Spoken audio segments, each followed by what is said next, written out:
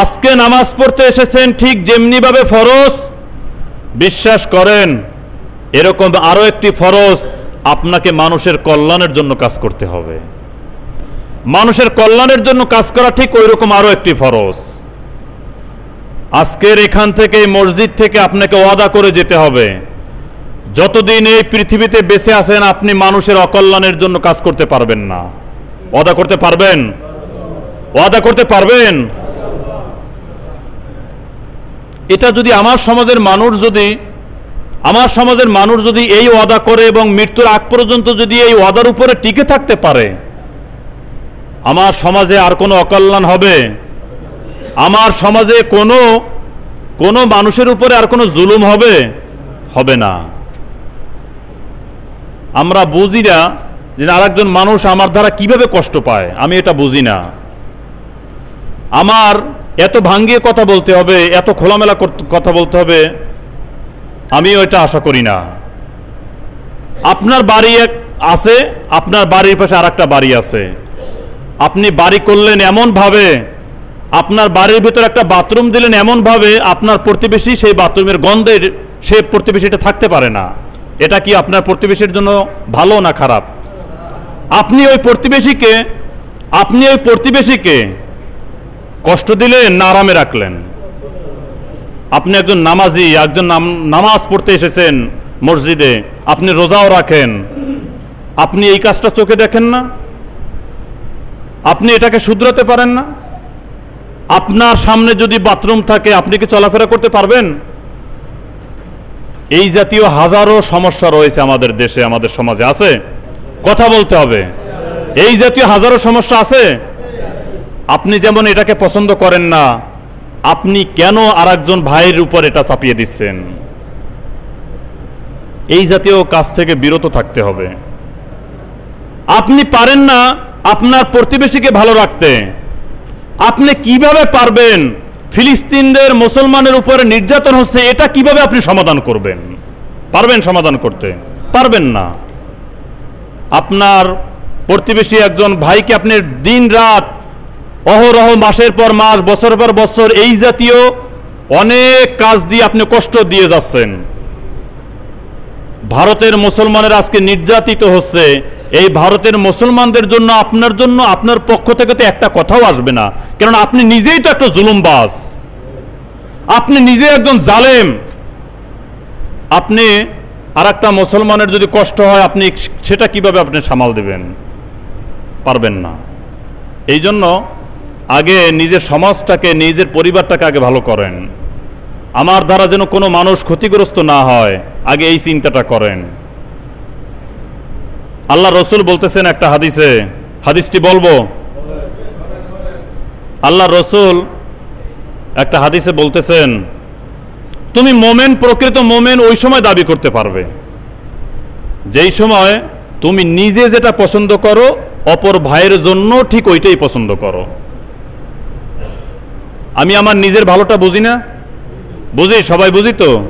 আমি কিরকম একটা ঘর তৈরি করলে, আমি কিরকম ইনকাম করলে আমি নিজে ভালো থাকতে পারবো, নিজে ভালো পড়তে পারবো, ভালো খেতে পারবো। আপনি ঠিক আরেকজনের জন্য, আপনার প্রতিবেশী হোক, আপনার আত্মীয় স্বজন হোক, আপনার যেই হোক না কেন, আপনি তার জন্য যদি এইটা যদি চিন্তা না করেন আপনি মোমেনই হতে পারেননি আজ পর্যন্ত। এই কথাটা নবী করিম সাল্লাল্লাহু আলাইহি সাল্লাম বলেছেন।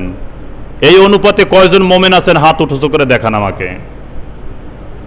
এই হাদিসটা ফলো করতেছেন কয়জন মুসলমান, এটা আমাকে হাত উঁচু করে দেখান।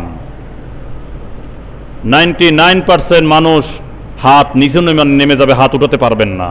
কারণ আপনি নিজে, আমি নিজে আমার প্রতিবেশীকে কষ্ট দিচ্ছি, আমার একজন ভাইকে কষ্ট দিচ্ছি। বছরের পর বছর আমার ঘরের পাশে আর একটা ঘর আমি এককভাবে যে কোনোভাবে আমি কষ্ট দিয়ে যাচ্ছি, কিন্তু আমি কখনো একটু মালুম করলাম না আমার মনের ভিতরে যে এই মানুষটা তো আমার জন্য কষ্ট পাচ্ছে। আপনি চিন্তা করতে পারলেন না। এই জন্য আল্লাহ তাআলা রাব্বুল আলামিন বলতেছেন, ওয়ালতাকুম মিনকুম উম্মাতুন ইয়াদউনা ইলাল খায়র, তোমাদের মধ্যে একটা দল থাকবে, ভালো দল, তারা সমাজের, জাতির, দেশের, আন্তর্জাতিকভাবে জাতীয়ভাবে এবং আন্তর্জাতিকভাবে তারা মানুষের কল্যাণের জন্য, সমাজের কল্যাণের জন্য, দেশের জন্য, দেশের বাহিরের জন্য, কল্যাণের জন্য কাজ করে যাবে সারাটি জীবন। এই কল্যাণমুখী কাজে আমি, আপনি, আমরা সবাই এই কল্যাণমূলক কাজে আমরা সবাই শরীক হতে পারি না? পারি? সকলে বলি ইনশাআল্লাহ। এই কল্যাণমূলক কাজ আমরা কি করতে পারি? আজকের থেকে এই পৃথিবীতে যতদিন বেঁচে থাকব ততদিন কোনো মানুষের ক্ষতি হোক এই জাতীয় কাজ মৃত্যুর আগ পর্যন্ত কেউ করব না, এই ওয়াদা কি আজকে করতে পারি? হাত উঁচু করে দেখান, আমাকে হাত উঁচু করে দেখান। কে হাত উঁচু করেন একটু দেখেন দিন। আমি এই মানুষটারে দেখতে চাই, যে মানুষের অকল্যাণে কাজ করবে এই লোকটা আমি দেখতে চাই। আলহামদুলিল্লাহ, হাত নামান। মানুষের অকল্যাণে কোনোদিন কাজ করবেন না। বিশ্বাস করেন, আপনি নামাজ পড়তে এসেছেন, আপনার ঘরের পাশে আরেকজন প্রতিবেশী রয়েছে, একে আপনি কখনো কষ্ট দেবেন না। এই নামাজ কোনো কাজে আসবে না। কোনো কাজে আসবে? কোনো কাজে আসবে না। সফলতা যদি পেতে হয়, আল্লাহ রাব্বুল আলামিন এই আয়াতে বলতেছেন, ওয়ালতাকুম মিনকুম উম্মাতুন ইয়াদউনা ইলাল খায়র, তোমাদের মধ্যে এমন একটি দল থাকবে, এমন একটি গোষ্ঠী থাকবে, এমন একটি জাতি থাকবে, এই গোষ্ঠীটি কখনো মানুষের অকল্যাণে কাজ করবে না। এদের কাজ কি হবে? এদের কাজ হবে তা'মুরুনা বিল মারুফ ওয়া ইয়ানহাউনা আনিল মুনকার। এদের কাজ হবে সারাটি জীবন তারা সৎ কাজের আদেশ করবে। সারাটি জীবন যেখানে অসৎ কাজ দেখবে সেখানেই বন্ধ করে দেবে, প্রতিহত করবে। আমাদের সারাটি জীবন এই দুটো কাজ করা যাবে না? যাবে? সকলে বলেন। কি কাজ? প্রথম কাজ হলো সৎ কাজের আদেশ। কোন কাজের আদেশ বলেন? সৎ কাজের আদেশ। এটা আগে আমার ফ্যামিলি থেকে শুরু করতে হবে। কোথা থেকে শুরু করতে হবে বলেন? আজ থেকে আমার ফ্যামিলি থেকে এই সৎ কাজের আদেশ শুরু করতে হবে। আমার ফ্যামিলি, আমার স্ত্রী যদি নামাজ না পড়ে, আমার স্ত্রীকে আস্তে আস্তে বলতে হবে, স্ত্রী তুমি নামাজ পড়ো। এই পৃথিবীতে আমরা দুইজন স্বামী স্ত্রী যেইভাবে একে অপরের, হুন্না লিবাসুল্লাকুম ওয়া আনতুম লিবাসুল্লাহুন্না, আপনি জানেন আয়াতের ব্যাখ্যা। এখানে ছোট বড় যারাই বিবাহ করেছেন সবার জন্য আয়াতটা প্রয়োজন। আল্লাহ রাব্বুল আলামিন নিজে বলতেছেন, হুন্না লিবাসুল্লাকুম ওয়া আনতুম লিবাসুল্লাহুন্না। আয়াতের অর্থটা আল্লাহ রাব্বুল আলামিন এরকম বলেছেন যে স্বামী স্ত্রী দুইজনের একে অপরের পোশাক। পোশাক বোঝেন? স্বামী স্ত্রী দুইজন যখন একত্রিত থাকে তখন তারা যেভাবে মন চায় সেইভাবে থাকতে পারবে। কোনো সমস্যা আছে নাকি? শরিয়াত বলেন এবং সামাজিক বলেন, কোনো সমস্যা আছে নাকি? কোনো সমস্যা নেই। ঠিক সেই রকম আপনার ঘরের এই স্বামী এবং এই স্ত্রী যারা আজকে শরিয়ত বিরোধী কাজ করতেছেন, নামাজ পড়তেছেন না, পর্দায় থাকতেছেন না, এবং সমাজের যত অনৈতিক কাজে যদি জড়িত থাকে আপনার স্বামী, আপনি স্ত্রী হয়ে তাকে প্রতিহত করবেন। আস্তে আস্তে আস্তে আস্তে বুঝাবেন, বুঝিয়ে তাকে সংশোধনে নিয়ে আসবেন। স্বামী যদি স্ত্রীকে সংশোধনে নিয়ে আসে, স্ত্রী যদি স্বামীকে সংশোধনে নিয়ে আসে, দুই স্বামী স্ত্রী মিলে যদি তার ছেলে মেয়েকে সংশোধন করতে পারে, বিশ্বাস করেন একটা পরিবার ভালো, একটা সমাজ ভালো। একটা সমাজ ভালো, একটা দেশ ভালো। একটা দেশ ভালো তো আন্তর্জাতিক পর্যায়ে মানুষগুলো ভালো হয়ে যাবে।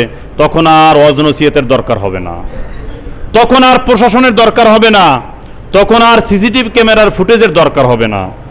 আজকে বড় বড় অফিস আদালতে সিসিটিভি ক্যামেরা দেওয়া আছে, তাও ঘুষ নেয় আর দেয়, তাও ধরা পড়ে যায়। কেন? এটার দরকার হবে কেন? এটার কোনো দরকার নেই। আজকের থেকে আমাকে ওয়াদা করতে হবে, মৃত্যুর আগ পর্যন্ত আমি কোনো অসামাজিক কাজে জড়িত থাকবো না, অকল্যাণমূলক কোনো কাজে জড়িত থাকবো না। আবার এই কাজটা শুরু করতে হবে আপনার পরিবার থেকে। এরপরে আল্লাহ রাব্বুল আলামিন বলতেছেন, ওয়ায়ামুরুনা বিল মারুফ ওয়া ইয়ানহাউনা আনিল মুনকার।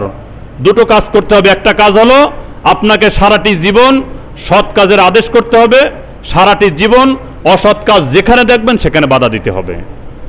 যদি এটা দেন, আল্লাহ রাব্বুল আলামিন বলতেছেন যদি এটা করেন, এরপর বলতেছেন ওয়াউলাইকা হুমুল মুফলিহুন, যেই জাতির, যেই দেশের, যেই জাতির মানুষগুলো এই দুটো কাজ করবে, ওয়াউলাইকা হুমুল মুফলিহুন, আল্লাহ রাব্বুল আলামিন নিজে বলতেছেন ওই মানুষগুলোই সফলতার উচ্চ শিখরে পৌঁছে যাবে। সুবহানাল্লাহ। আপনি কি মনে করেন, আমরা কি মনে করি?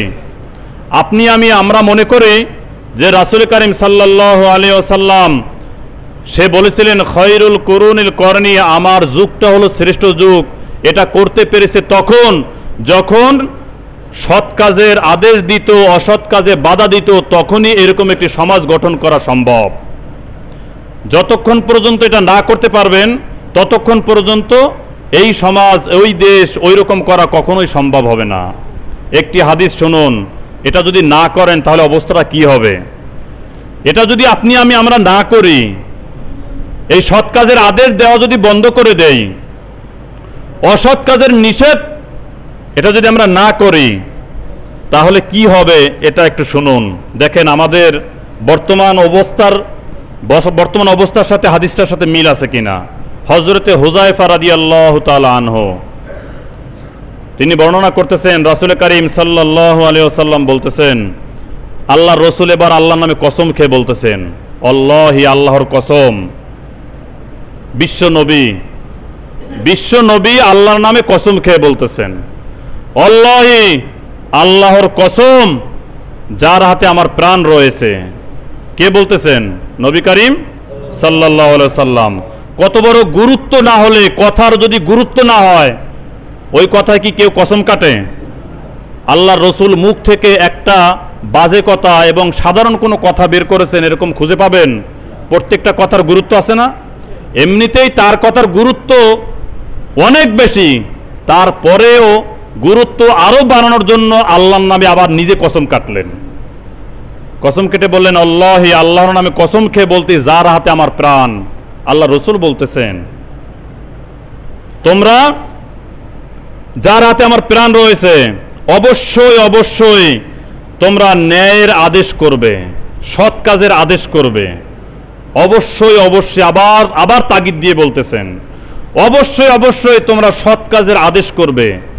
যখন তোমরা এই সৎ কাজের আদেশ করা ভুলে যাবে, সৎ কাজের আদেশ থেকে বেরিয়ে যাবে, সৎ কাজের আদেশ থেকে তোমরা বিরত থাকবে, আল্লাহ তাআলা রব্বুল আলামিন তোমাদের উপরে আযাব, গজব এবং তোমাদের ওই দেশে, ওই সমাজে এমন নেতৃত্ব মানুষ দিবেন যে মানুষগুলো জুলুমবাজ হবে, তোমাদের উপরে জুলুম করবে। ওই মানুষগুলোর উপরে আল্লাহ তাআলা রব্বুল আলামিন বিভিন্ন কায়দায় আযাব, গজব দিবেন।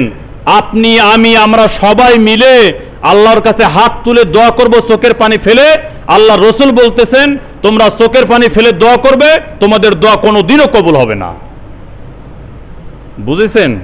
সৎ কাজের আদেশ যদি না করেন, এটাকে যদি বন্ধ করে দেন, তাহলে অবস্থাটা কি হবে? আজকে ফিলিস্তিনে মুসলমানদের মাইর খাচ্ছে, মুসলমানেরা মাইর খাচ্ছে, দোয়া করি না আমরা? কাজ হয়? কথা বলেন, কাজ হয়? কোনো কাজ হয় না। ভারতে মুসলমানদেরকে মারতেছে, কাজ হয়? কারণ কি? কারণ আমরা সৎ কাজের আদেশ দেওয়াটা ভুলে গিয়েছি। হাদিস অনুযায়ী সৎ কাজের আদেশ দেওয়া ভুলে গিয়েছি। একজন ওমর যখন ইসলাম ধর্ম গ্রহণ করেছিল, এই ওমর ইসলাম ধর্ম গ্রহণ করার সাথে সাথে আজানটাকে প্রকাশ্য দেওয়া হয়েছিল। এই ওমর একটা মিছিল নিয়ে ওই স্থান থেকে কাবা শরীফ পর্যন্ত মিছিল নিয়ে বের হয়েছিল।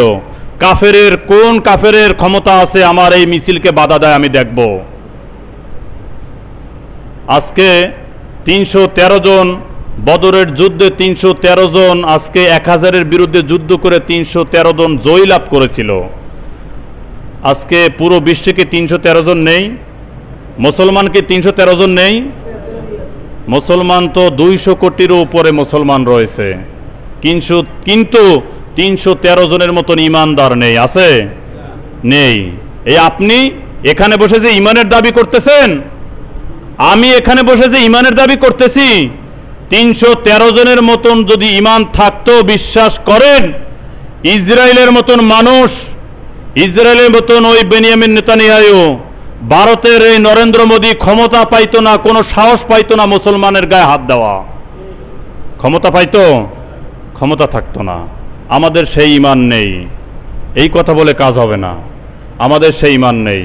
এই জন্য আজকের থেকে আমরা ওয়াদা করতে পারি, আমার এই সমাজের যতগুলো মানুষ বসবাস করবে, কেউ কোনো অনৈতিক কাজকে সাপোর্ট আর করা যাবে না। যাবে? যদি কেউ কারো উপর জুলুম করে সবাই একতাবদ্ধ হয়ে কুনতুম খায়রা উম্মাতিন উখরিজাত লিন-নাস, আল্লাহ তাআলা রাব্বুল আলামিন বলতেছেন সবাই একতাবদ্ধ হয়ে আমরা ওই জুলুমবাজকে, আমরা ওই জালেমকে, আমরা ওই পাপীকে আমরা সবাই একতাবদ্ধ হয়ে তাকে প্রতিহত করব।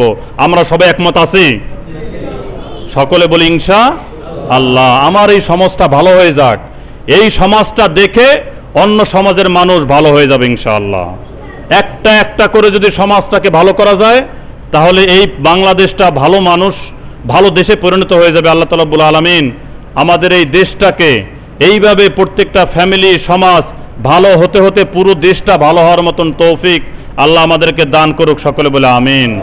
আল্লাহ তাআলা রাব্বুল আলামিন মৃত্যুর আগ পর্যন্ত আজকের যে ওয়াদা করলাম এই ওয়াদাকে মৃত্যুর আগ পর্যন্ত ধরে রাখার মতন তৌফিক দান করুক। সকলে বলে আমিন। ওয়া আখির দাওয়ানা আলহামদুলিল্লাহি রাব্বিল আলামিন।